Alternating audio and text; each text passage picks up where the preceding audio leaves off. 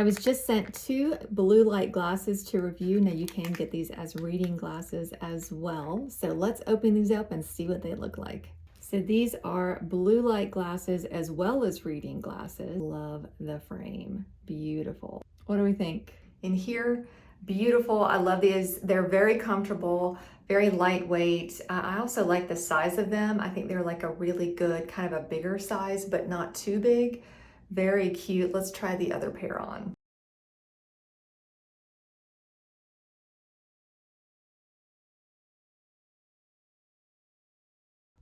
And these are the brown, and this is kind of like a tortoise shell you can see here.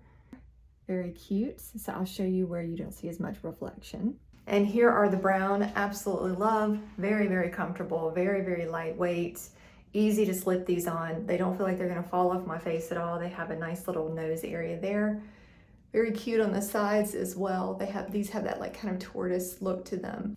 I like them, so you can actually get these as readers if you want to. I chose not to. I ended up getting these just with no reader, but I did want, of course, the blue light filter because we're on our screens all the time and it's so important to protect our eyes from all of that screen time. So yeah, very, very cute.